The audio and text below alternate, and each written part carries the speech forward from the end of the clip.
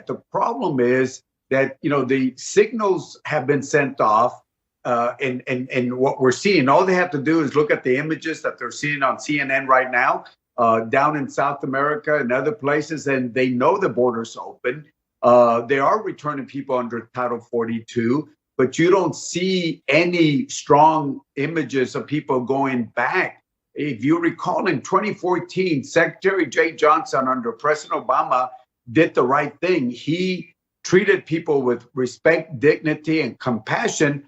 But at the end of the day, he showed images of people being returned, because right now we don't see any images of people going back. We just see the images that are playing on your screen right now of people coming in. So it opens up the pipeline for more people to come.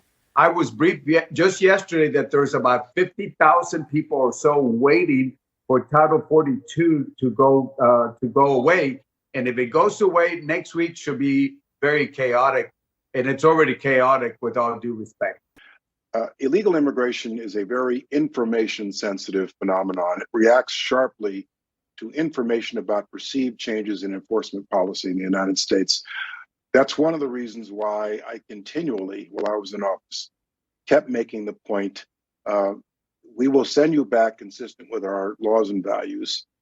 11 words, and repeated it constantly, and showed people in Central America that we were sending people back. We were deporting people, to the point where I'd actually go to Central America, greet the planes coming back, bring the news organizations in Central America with me, so that people see that we actually are enforcing our laws, trying our best to do so in a lawful and humane manner.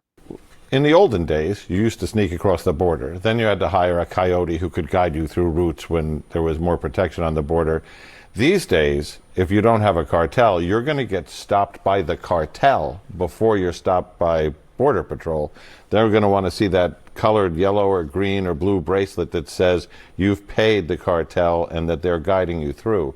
So that means for a single person, that could be $1,500. For a family, that could be $10,000. Let's say the average is $3,000. So if 170,000 people are crossing now per month, and then when Title 42 expires, if that goes to 200,000, you could be talking about $7.2 billion a year that they're going to be charging as a toll for an illegal crossing. That's big money. Okay, how does China come into play here?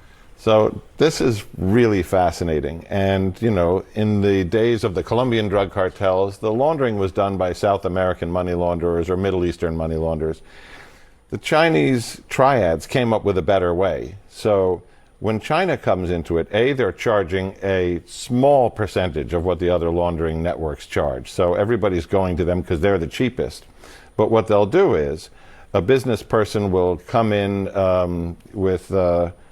into the network, then somebody will deliver them a bag of cash. Let's say there's 30,000 or 150,000. That business person will verify that guy's identity by looking at a dollar bill. If the serial number on the dollar bill matches the code number they've been given, they know that's the right person. They make a phone call to a bank overseas and they say, transfer this exact same amount of money into an account, move it to another account, then convert it to pesos, move it to Mexico. So what you have is the cleaning of $150,000, for instance, that has never touched a U.S. bank. And then that cash in that duffel bag goes back into the network here. And what the cartels do is they use our policies, they use our laws against us. They go throughout the world and they advertise our services knowing what our policies are. So what they've done is they've gone and they've told everybody, all you have to do is give me several thousands of dollars and I will bring you to the United States and I'll cross you into the United States and you will be released. All of these individuals are coached on exactly what they need to do. That's why the cartels are able to generate a profit that we've never seen before. And as they're generating that profit, as they're flooding our resources with illegal border crossings, as it takes our agents out of the field, that's when they create gaps in our coverage. And when they create those gaps, that's when they cross our higher value products, such as fentanyl, opioids, criminal aliens, aliens from special interest countries. That's why this situation is so important. We had more overdose deaths in the last 2 years than we have in the history of the United States. And it's all driven by cartels, and it starts with illegal immigration.